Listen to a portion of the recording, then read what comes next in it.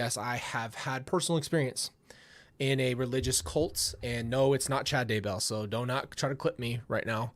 It is not Chad Daybell, and I'm going to get into the specifics. And this is a really raw story in my life, very, very hard thing to talk about because it's embarrassing, and it's why I don't think I've ever explained the mission behind why we do this on this channel is talk about religious cults and why I have so much knowledge. I'm not just an observer, but I've been through some things myself. So, first thing I got to say, we in a stew. Wow. Let's try that one again. We in a stew, baby. And it's good to see all of you beautiful people. Yesterday was my daughter's 7th birthday, so we took yesterday to spend some time with her. And she went and got her hair cut, and she looks like she's just so much older. And yeah, we just took some good time with her.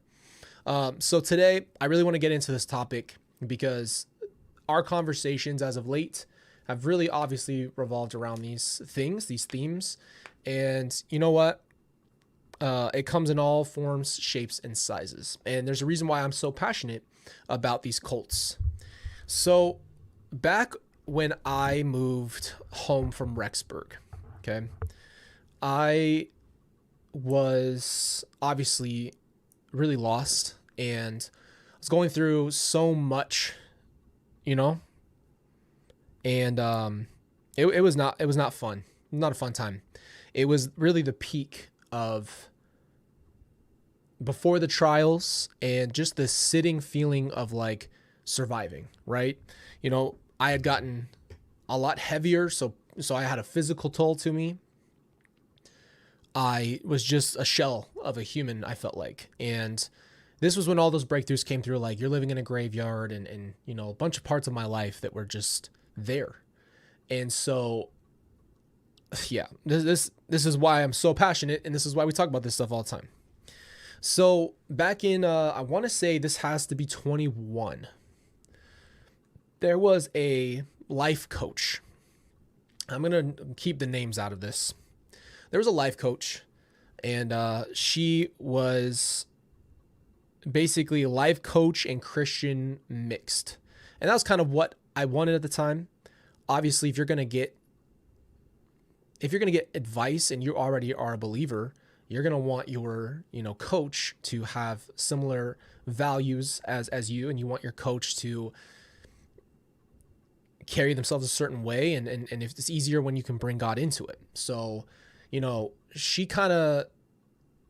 ran these things, these groups. And when she ran these groups, there were these big Zoom groups, and they were called boot camps. And these boot camps were her bringing in all these people and getting you signed in for boot camp. And a lot of people paid. We had ours for free,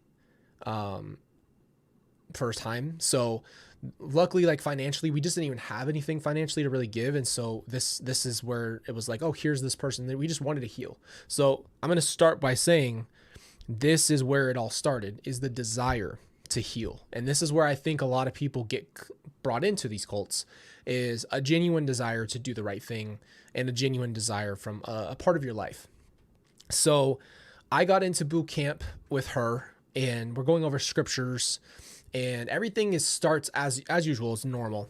And she's very nice, and she's speaking life into my life, and she's, you know, really nice. And she's young, by the way. So at that time, I'm 24 and she's like 26, 27, something like that. Not that much older than me, but I didn't think about it like that, because at the time I'm like, okay, this is somebody I can really lean into and trust and really get to, you know, work through this stuff. Like I'm so ready, like I can't live like this anymore. So there was that desire to be better, to work hard on myself, to, you know, do something with all this pain.